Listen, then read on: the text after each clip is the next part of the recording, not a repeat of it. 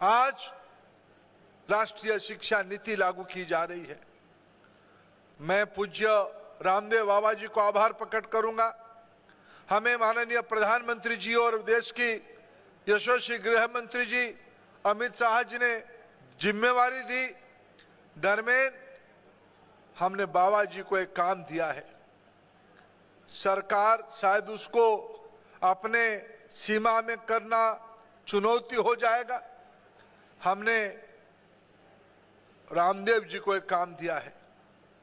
उस काम भारत की शिक्षा व्यवस्था को, पुराने तत्वों को, भारतीय ज्ञान परंपरा को स्कूली बच्चों में नए सिरे से उजागर करने के लिए एक अलग शिक्षा बोर्ड की व्यवस्था करो। मैं खुद को सौभाग्यशाली मानता हूं। हमें शायद पूज्य बाबा अमर रहे, बाबा जी को 200, 400, 500, 1000 साल की आयु मिल जाए, आचार्य बालकृष्ण जी उनके साथ चले रहे, हम तो ना रहेंगे। बच्चा अब रहो, क्योंकि भारत में एवरेज आयु बढ़ते जा रहा है। आज तो हम युवाओं की देश है। भारत की आयु भी बढ़ेगी, भारत की लॉन्जेविटी भी बढ़ेगी। लेकिन मित्रों, मेरा नाम भी थोड़ा गिलहरी के रूप में रहेगा। आने वाले 100, 200, 300, 500 साल के बाद जब इस पतंजलि विश्वविद्यालय में इस सभ्यता की पुनर्लिखन किया जाएगा, तब भारतीय शिक्षा बोर्ड की नाम आएगा और मेरा ही नाम भी थोड़ा गिलहरी के रूप में, मैं भी बालू झाड़ा था, इसके ऊपर मेरा भी नाम आ जाएगा। मित्रों, चुनौती कहां है? चुनौती है भ्रम में, चुनौती है आत्मग्लानि में, चुनौती है अपने स्वाभिमान की कमी होने में। फराटेदार 2 अंग्रेजी शब्द अगर नहीं कहते, तब हमने मित्रों के अंदर हमको पता चलता है कि थोड़ा मेरे को कम आता है। आए ना आए 2-4 शब्द अंग्रेजी का डाल ही दो, तब जाके आप थोड़ा विद्वान पता आपको मानते हैं लोग। ये एक भ्रम है। मित्रों, विश्व की मैं विशेष करके बच्चों को कहना चाहूंगा, आपने हिम्मत दिखाई, पतंजलि यूनिवर्सिटी में विद्यार्थी के रूप में आए और आपने इस जिंदगी को अपनाया।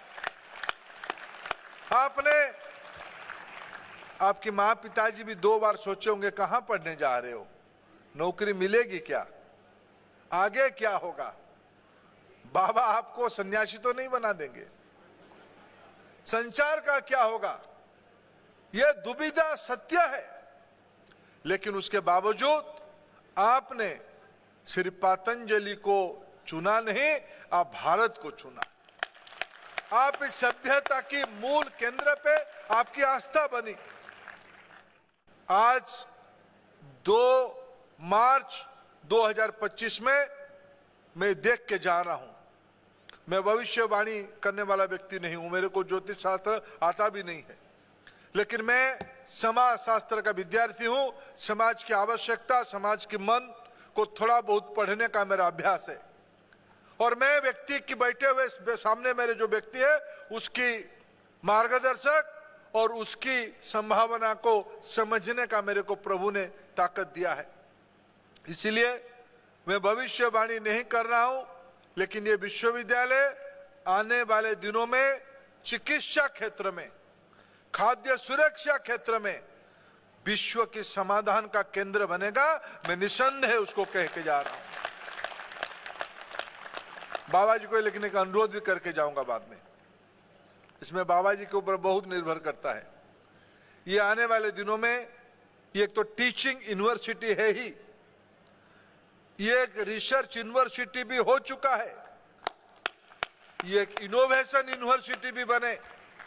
आपके पास सभ्यता के हजारों साल पुरानी तत्व इस यूनिवर्सिटी में आपने इकट्ठा कर चुके हो और विश्व को जीतने वाला मेरे भविष्य को आपने यहां एकत्रित कर चुके हो।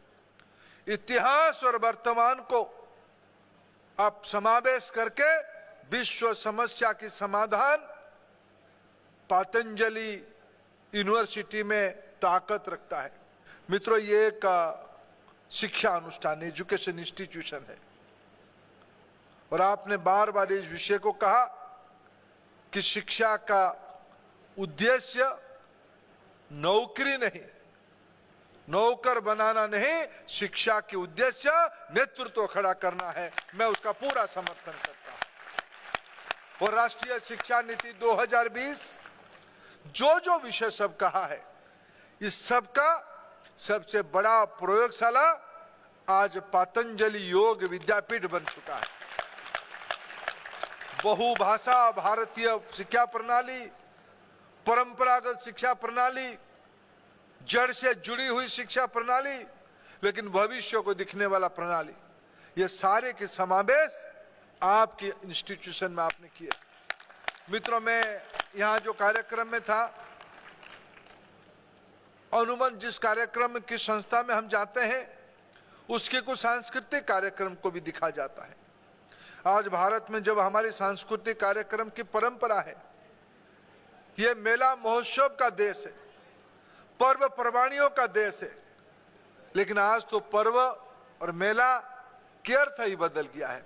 लेकिन मैं पिछले 1.5 घंटा आपके विश्वविद्यालय की महोत्सव को देख रहा था। आपकी आज जो ये कार्यक्रम अभ्युदय को मैं उपभोग कर रहा था, उसमें क्या था?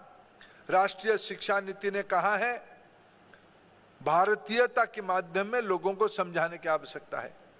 आपकी नाटिका में भी आयुर्वेद था, आपकी नाटिका में भी भारतीय ज्ञान परंपरा था, आपकी गीत में भी भारतीय संस्कृति की झलक थी। यही स्नातक बनने की यही उद्देश्य है। आज इस बार बजट में भारतीय ज्ञान परंपरा को आगे बढ़ाने के लिए भारतीय